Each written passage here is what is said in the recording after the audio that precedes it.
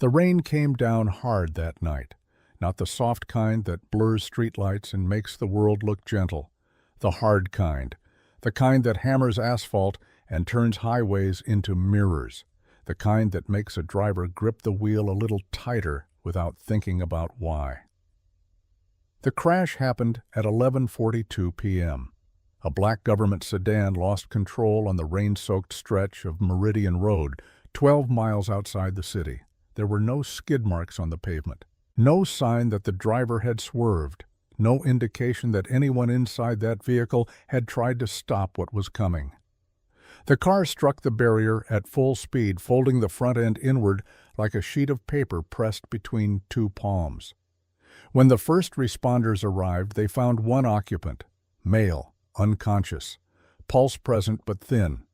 The paramedic who pulled him out said later that the man looked completely calm, not the stillness of shock, not the limpness of someone thrown against a dashboard. He was sitting upright, hands resting at his sides, face turned slightly toward the window, like a man who had simply decided to close his eyes and wait. By midnight, Lord Aldrich Voss was on a surgical table under fluorescent light. By morning, he was in the intensive care unit of Whitmore General Hospital, breathing through a ventilator, connected to 7 different monitors, and diagnosed with something that made the entire neurology team fall quiet when they said it out loud. Coma. Severe traumatic brain injury. No response to pain. No voluntary movement of any kind. The hospital administrator personally contacted the council's liaison office before sunrise. The message was short and carefully worded.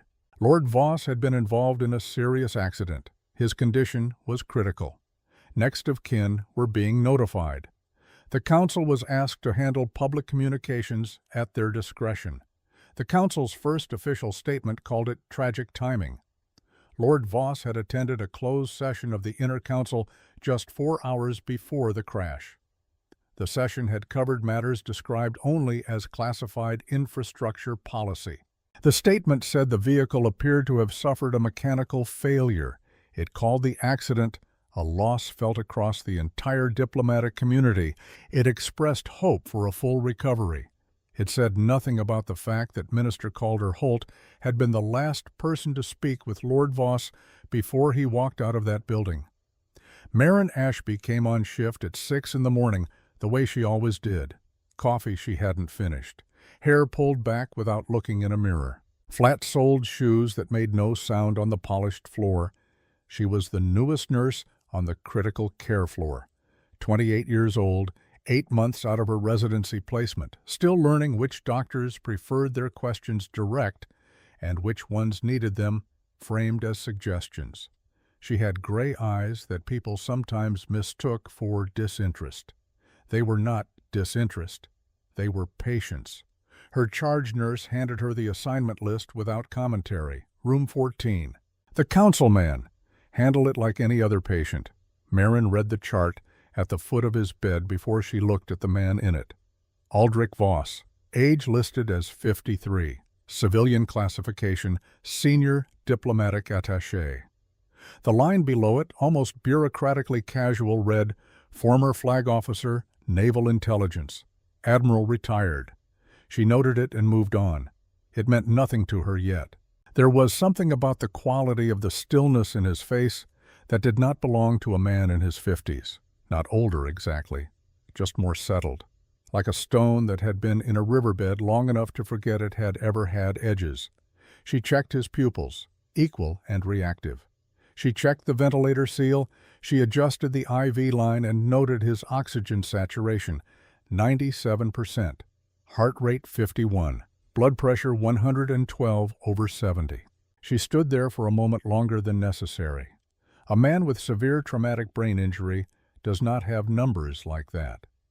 A man whose brain has been genuinely damaged produces readings that move, that spike and dip and correct, that behave like something injured and struggling. His numbers were not struggling. They were composed.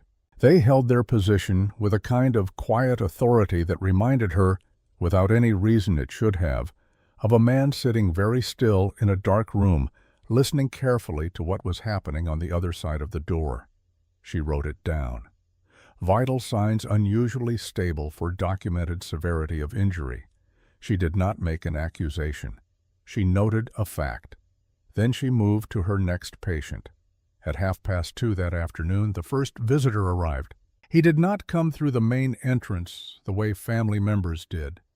He came through the administrative corridor, showed credentials at the nursing station, and moved through the ICU with the deliberate calm of someone who had never once in his life needed to ask for permission to enter a room. Minister Calder Holt was 63 years old and carried his authority the way some men carry their age, not as weight, but as substance. Gray suit, silver tie, shoes that cost more than Marin's monthly rent. He had a face that had probably once been handsome and was now simply formidable. A face that had learned to show nothing it did not intend to show. He asked for a private moment with the patient. Marin stayed in the room. She used a medication check as her reason. She kept her back angled away from Calder and her eyes on the monitor, the way you watch something without appearing to watch it. Calder approached the bed slowly.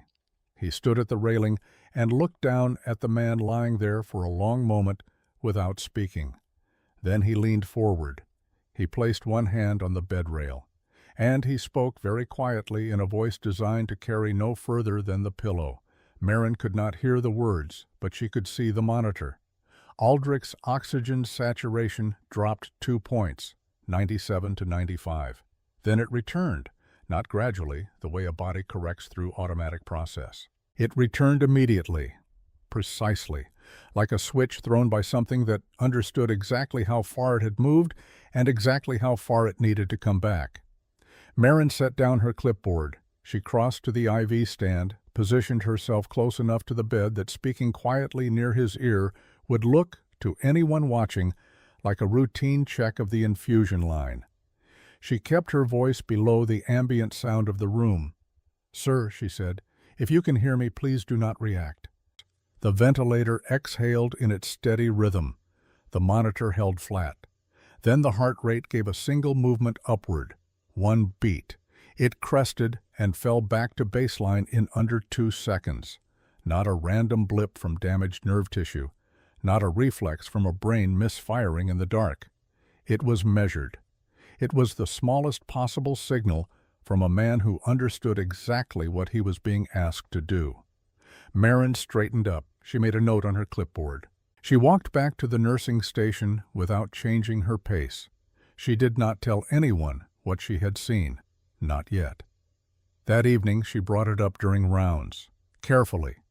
She mentioned the oxygen shift to the attending neurologist in a tone that suggested mild professional curiosity rather than suspicion.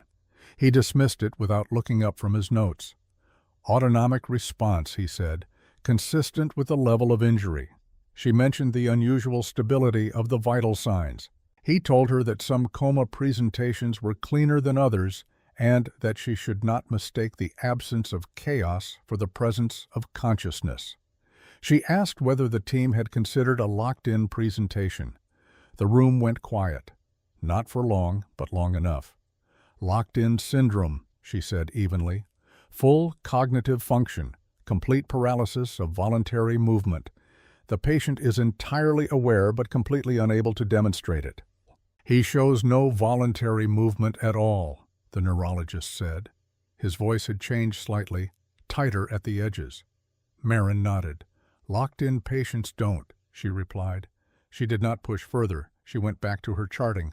But she noticed that the neurologist watched her for a moment longer than the conversation required before he turned away.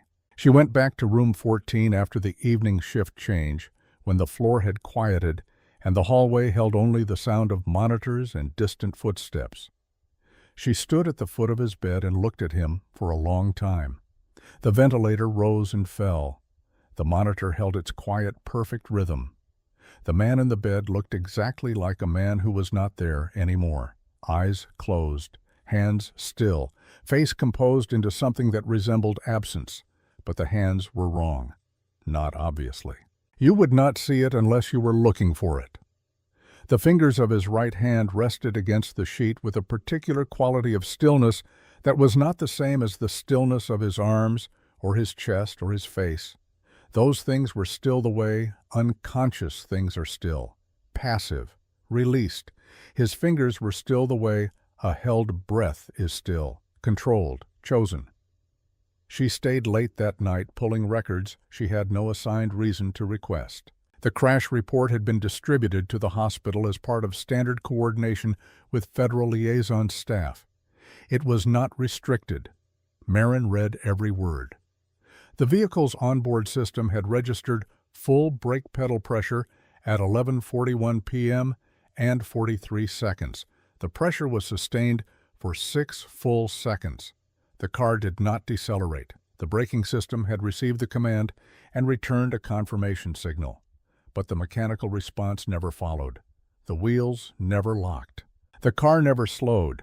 That is not mechanical failure. Mechanical failure is a component that stops working. What she was reading described a component that had been instructed to stop working, a system that accepted input and deliberately withheld output. That is an override. She scrolled further.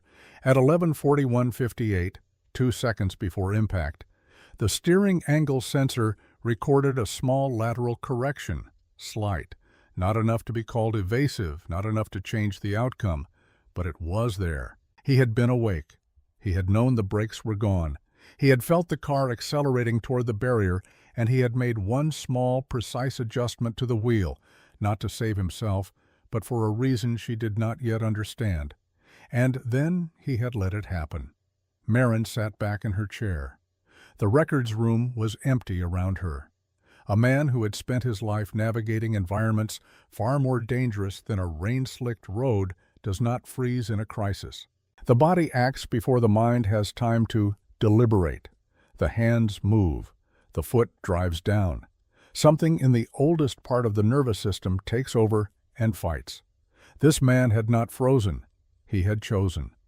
She turned off the screen. She stood in the dark for a moment before moving. She had come into this hospital 8 months ago as the newest nurse on the floor. She had been given the unremarkable cases, the routine charts, the patients no one else needed to spend extra time on. She had been given this one by accident. Or she had been given this one because someone, somewhere, had understood that accident was exactly the right word for a situation designed to look like one. She walked back to room 14. She stood at the foot of his bed in the low light. The monitors marked time around her. The man in the bed lay still, breathing in perfect rhythm with a machine that did not know it was covering for him. She leaned close to his ear. "You knew," she said quietly. "You knew the brakes were gone before the car even left the road." For a long moment, nothing moved. Then the monitor waveform shifted.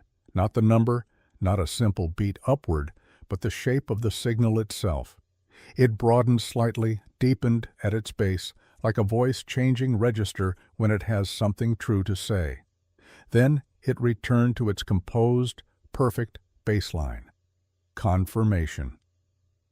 She understood now what she was looking at. The question was whether she understood it in time to matter. The transfer order arrived at 7 in the morning, printed on council letterhead, signed by 3 administrators whose names Marin did not recognize. The language was clean and bureaucratic and final. Lord Aldrich Voss was to be moved to a secure military medical facility better equipped for long-term neurological management. Transport would arrive in 48 hours. All records were to be transferred in full. The civilian hospital's involvement would conclude upon departure. Marin read it once at the nursing station, then she folded it and placed it in her pocket and went to check on her patients. She went to room 14 first. Aldrich lay exactly as she had left him, ventilator rising and falling, monitor holding its quiet, composed rhythm, hands resting against the sheet with that particular quality of controlled stillness she had stopped mistaking for unconsciousness. She adjusted his IV line. She checked his pupils. She stood close enough to speak without being heard from the doorway. "They're moving you in 48 hours," she said. The waveform on the monitor shifted for exactly 2 seconds, not climbing, not spiking, but thickening at its center, the way a signal thickens when something behind it has just made a decision. Then it returned to baseline, smooth and immediate. She understood the signal now, not panic, not protest, acknowledgement. The way a man who has already accounted for this particular development receives confirmation that his accounting was correct. She straightened up and went back to work. Calder Holt arrived at 10:30 that morning. Same gray suit, same measured walk through the ICU corridor, same credentials presented to the nursing station with the ease of a man who had never once been turned away from a room he wanted to enter. He asked for a private moment. He was given one. Marin remained inside. Medication adjustment. Routine. She positioned herself at the IV stand with her back at a slight angle to the bed, the monitor visible in her peripheral vision. Calder approached the bedside slowly. He stood there for a moment looking down at Aldrich, the way people look at things they believe are already finished. Then he leaned forward and spoke. Marin caught 3 words through a gap in the ventilator's rhythm. Bugged your hand. She could not be certain. The room swallowed most of it. But she watched the monitor, and the monitor did not lie. Aldrich's heart rate climbed 8 beats, not wildly, not with the irregular surge of a nervous system startled by external stimulus. 8 beats, measured and deliberate, each one rising with the precision of someone receiving information they already suspected and were now having confirmed. It held there for 4 full seconds. Then it came back down. Not the way autonomic systems self-correct. It came back down the way a fist unclenches, controlled, chosen, complete. That was not a reflex. That was a man absorbing the content of a sentence and deciding exactly how much of his response to allow to surface. Marin waited until Calder straightened and moved toward the door. She crossed to the bedside and kept her voice low. "He told you something," she said. The monitor held flat. "Something you already knew." A small response. Not a beat count this time, but a single elongation of the waveform's crest, like a breath held 1 second longer than necessary. She leaned slightly closer. "You're not hiding from them," she said. "You're a trap." This time the heart rate climbed 6 beats and stayed there for 3 full seconds before descending with the smooth finality of a confirmation signed and sealed. Marin stood upright. She noted the time in her chart. She wrote nothing that could be read as accusation, but her handwriting was steadier than usual, the way it became when she was working through something that required every part of her attention. He had planned this, not as a response to the crash, not as a decision made in the final seconds on Meridian Road. Before. He had seen the shape of what was coming from far enough away to design his own response, and the response he had chosen was not escape. It was patience. The kind that only belongs to someone who has already decided they are willing to pay whatever the waiting costs. She found the compound at 2:30 in the afternoon. She had been working through his biochemistry panels methodically, cross-referencing values that did not align with the documented injury profile. The attending neurologist had attributed the anomalies to individual variation. Marin attributed them to something being in his system that was not supposed to be there. She was right. It was listed in the 3rd panel, buried between standard inflammation markers and routine electrolyte readings. A compound she did not recognize by name. She looked it up in the hospital's pharmacological database. Then she looked it up in a research archive accessed through the medical library portal. It was real. It was documented. And it had no legitimate clinical application in a trauma patient. The compound suppressed a specific category of cellular regeneration. Not broadly, precisely. It targeted the biological processes that allowed rapid tissue repair and accelerated neurological recovery. In a patient whose physiology operated at a fundamentally different level than normal, in a patient whose body was capable of repair that no standard medical chart had a category for, it would do something else entirely. It would hold him down. He could maintain consciousness. He could control his responses. He could lie in that bed and listen and wait and give nothing away. But he could not fully surface. He could not bring his body back to operational capacity without intervention from outside. The compound had been introduced through his IV line 4 hours after his admission, not in surgery, not in the initial emergency response.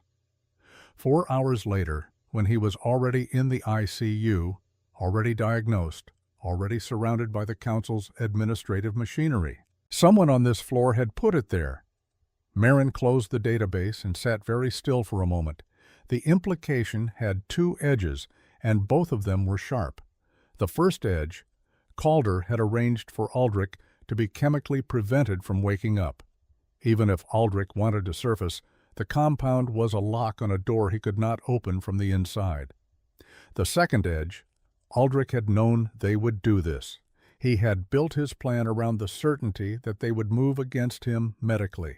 He had calculated the window of time he had before the compound's effects became irreversible, or before the transfer closed the door entirely. He had built in a margin. Marin was standing inside that margin right now. She was the variable he had not been able to control, which meant she was also the only variable that could still change the outcome. She went back to her charting and said nothing to anyone. The conversation she was never meant to hear happened at 20 minutes past 4. She was passing the consultation room when the door, left 2 inches open, let out the shape of Calder's voice.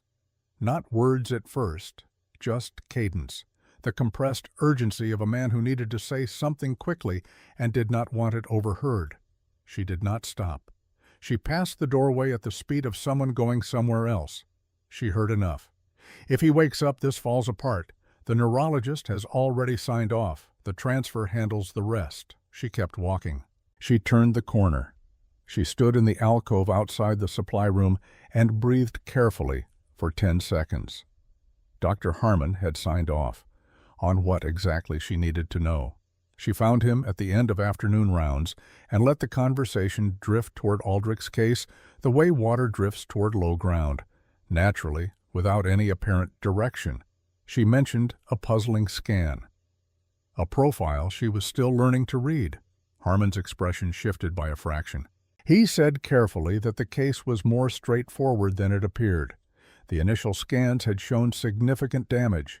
The secondary review had confirmed it. He had submitted his assessment to the council liaison as requested.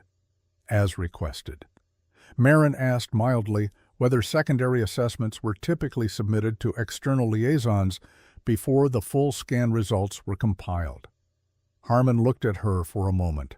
Then he said that in cases with national security implications, expedited documentation was sometimes necessary. Marin thanked him for his time. She walked away. Harmon had signed a confirmation of permanent neurological damage, not based on complete evidence, but on what he had been shown, and when and by whom. He did not know he was being used. The man was arrogant, not corrupt. He had been managed through information, given the pieces that produced the conclusion someone else needed, and he had delivered that conclusion with full professional sincerity. Calder had manufactured the medical record before Aldrich even had the chance to wake up. The transfer was not a relocation. It was a burial. She went back to room 14 at 8 that night, when the floor had settled into its overnight rhythm. She placed 2 fingers gently behind his ear at the mastoid junction, a contact point she had learned during a medical placement in a conflict zone years ago, working with prisoners of war who had trained themselves to maintain apparent unconsciousness under direct clinical examination. She had learned then to find the signals that training could not fully suppress. She applied gentle pressure. "If you can hear me," she said, barely moving her lips, "change your breathing, once." 3 seconds passed. The ventilator carried its full rhythm. Then, beneath it, so quiet she felt it more than heard it, Aldrich's own breathing joined the machine's. Not a spasm, not a reflex, a choice.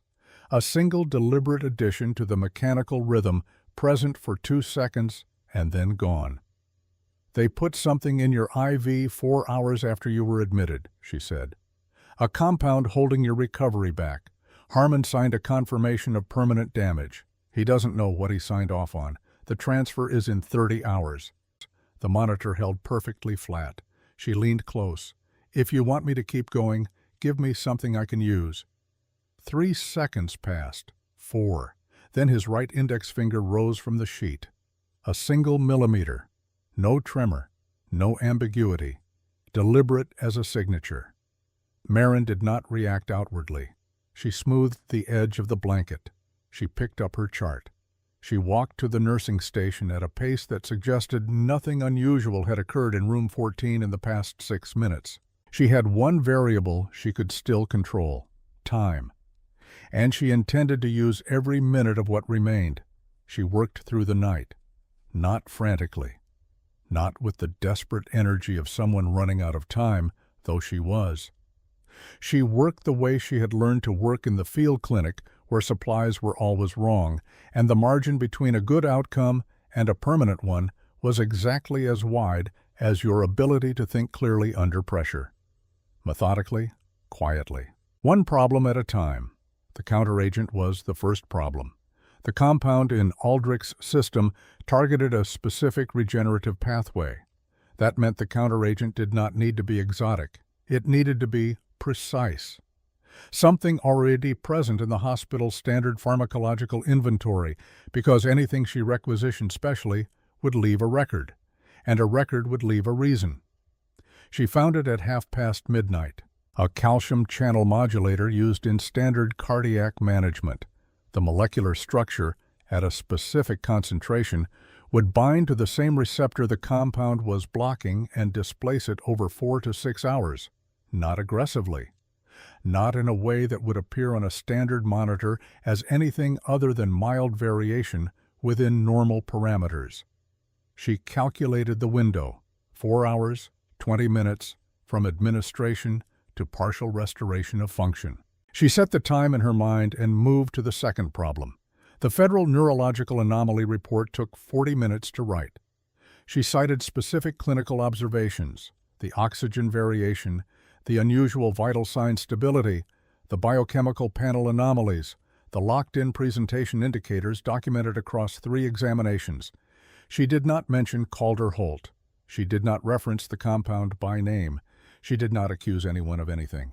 She simply asked, in the formal language of a junior clinical staff member exercising her documented right under military medical protocol, for an independent neurological evaluation before any transfer of a patient showing atypical presentation patterns.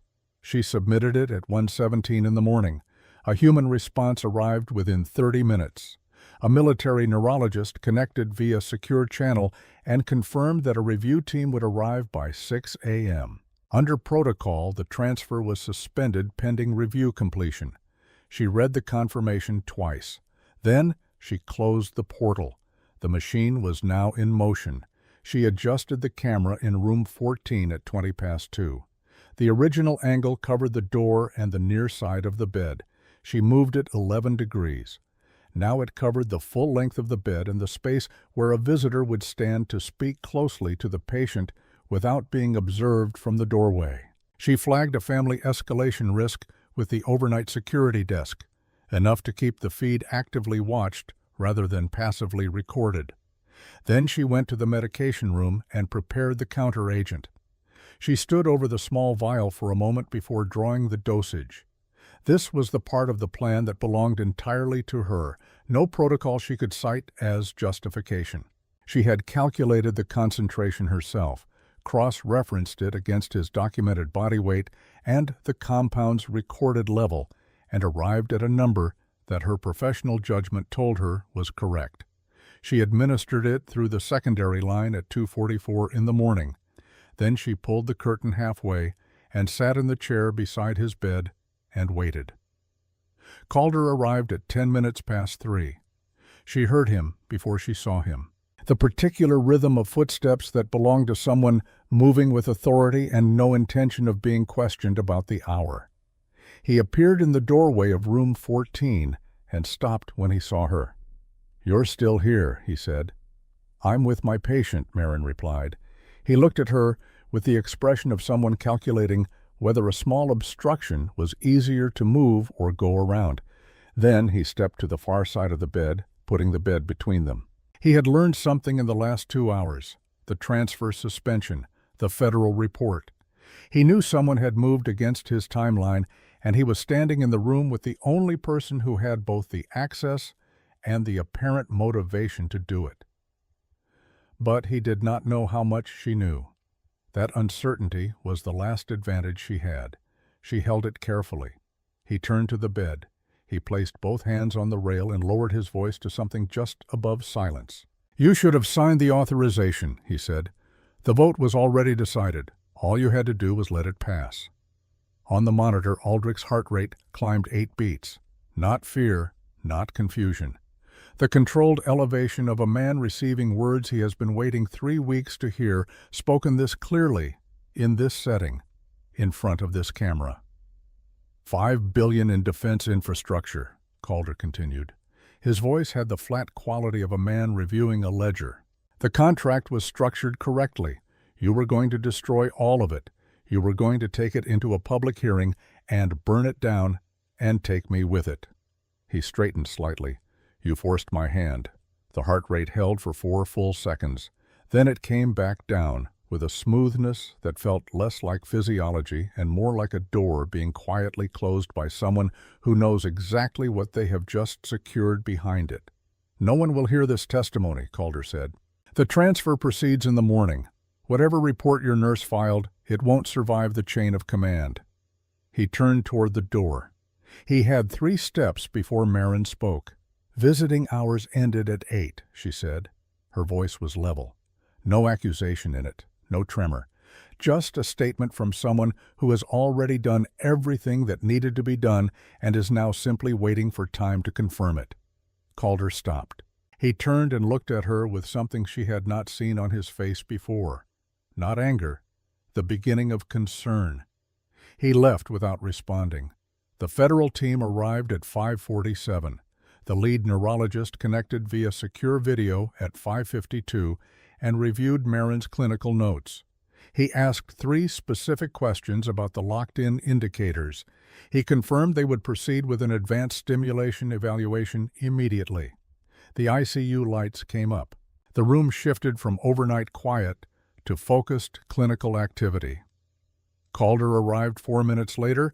He had been notified through the chain of command, as protocol required, and he arrived with the compressed urgency of a man who understood that events were no longer moving at the speed he had arranged. "This is completely unnecessary," he said. The lead neurologist on the screen disagreed. "We are proceeding." Marin moved to the bedside. She placed 2 fingers at the mastoid junction, the same point of contact, the same gentle pressure, and kept her voice even and clinical. "Admiral," she said, using the title from his military record, because in this moment the man in this bed was more than the name on his civilian file. "If you can hear me, give me a controlled response on my count." The room went completely still. The ventilator hissed. Once, twice. 1. The monitor held flat. 2. Aldrich's heart rate climbed 4 beats. 3. His right index finger rose from the sheet, slowly, without tremor, without the randomness of reflex. It rose with the measured deliberateness of a man who had been waiting for precisely this moment and was now choosing, with full conscious intent, to step out of the dark. The room froze. The federal neurologist leaned forward on the screen. "Repeat the stimulus." Marin repeated the contact. The finger moved again. This time, after it moved, Aldrich's eyelids opened, not quickly, not with the startled movement of someone surfacing unexpectedly from unconsciousness. Slowly, deliberately, the way a man opens his eyes when he has decided it is time. He looked at the ceiling light for 2 seconds. Then his gaze moved across the room, past the federal team, past the monitors and the clinical staff who had spent 3 days telling each other he was not there, and found Calder Holt standing at the foot of the bed, and stayed there, not with anger, not with triumph, with the particular quality of attention that belongs to someone who has seen a great many things in a very long life and is now looking at one more thing that has confirmed exactly what they already knew about the nature of certain men. The color left Calder's face all at once. He understood, not gradually, completely. The man in the bed had been listening for 3 days. Every word spoken in this room was now evidence. The transfer order, the medical confirmation, the machinery he had built around this situation, all of it had just become proof of what he had done rather than cover for it. He had not confessed to an unconscious man. He had confessed to a witness. Aldrich could not speak immediately. His body was still reclaiming itself, still finding its way back through the pathway Marin had opened. But when the neurologist asked whether he could hear, his response was immediate and unambiguous. His eyes tracked with clarity. His answers were precise. 20 minutes later, he spoke. The voice was rough and slow and unmistakable. When the military investigator entered the room and asked him quietly whether he knew who had ordered the brake override, Aldrich did not hesitate. Calder Holt arranged the mechanism, he said. Victor Crane authorized it. The investigator's pen stopped moving. Crane has been moving to consolidate control of the Council's infrastructure contracts for 11 years, Aldrich continued. Calder was his instrument. The $5 billion was the first transaction. There were 4 more behind it, each one larger, each one requiring my silence to proceed. He paused. His breathing was still measured, still carrying the discipline of a man who had spent 3 days monitoring every function of his own body. I identified the full pattern 3 weeks before the crash, he said. I knew they would move against me before I could bring it to a public hearing. I understood what they would do. The compound, the medical record, the transfer to a facility beyond civilian oversight. I needed all of it to happen. I needed Calder to feel safe enough to speak freely. A dead man ends an investigation. A man in a coma freezes everything and forces everyone involved to keep talking while they wait for a resolution that will never come. He paused again. His eyes moved briefly across the room to where Marin stood at the far wall, her chart in her hands, her expression giving nothing away. I had accounted for every element, he said. The timeline, the medical staff rotation, the federal oversight protocols that could be triggered by the right report filed at the right moment. His voice was quieter now, but it carried. I had one variable I could not control or predict. He did not say her name. He did not look at her again. He did not need to. She was not part of the plan, he said. She was better than the plan. She found the compound I could not tell her about. She located the counteragent I could not ask her for. She filed the report at precisely the right hour, for precisely the right reason, entirely on her own judgment. He was quiet for a moment. I spent 3 days in that bed hoping someone would see what I needed them to see. I did not expect someone to also do what I could not have asked them to do. Security had already entered the room before he finished speaking. The audio from the overnight feed had been forwarded to the military investigators the moment the evaluation began. Calder spoke quickly, the words coming with the desperate fluency of a man who has spent a lifetime managing situations and cannot accept that this one is finished. He said the audio was incomplete. He said it had been misinterpreted. He said his presence in the room was authorized and his concern for Lord Voss entirely genuine. Aldrich's eyes found him one last time. There was no rage in that gaze, no heat of any kind, only the weight of absolute clarity from a man who had paid an extraordinary price to arrive at this moment and intended to waste none of it. Calder stopped talking. The transfer was canceled before sunrise. By mid-morning, an internal affairs team from the Council's Oversight Division was on site. The crash records were formally reopened as a federal investigation. By the following afternoon, forensic engineers confirmed what Marin had read in the black box data 4 days earlier. The braking system had received a remote override command transmitted through the vehicle's onboard network, originating from a device registered to a private security contractor with documented ties to Victor Crane. Calder-Holt was suspended pending charges.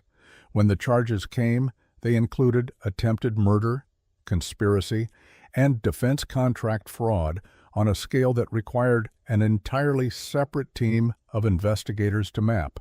Victor Crane was identified and detained 6 weeks later. The evidence had been assembled and waiting for 3 weeks before the crash. It had simply needed Aldrich to be alive and free and standing at a podium to present it. 6 months later, Aldrich walked into the council's public hearing chamber under his own power. Slowly, one hand resting briefly on the doorframe as he entered, not for balance but for something that looked like acknowledgement. A man taking a moment with a threshold before crossing it. He stood at the testimony podium without sitting. He spoke for 40 minutes. His voice was measured and exact, and carried the authority of someone who does not need to raise it to be heard.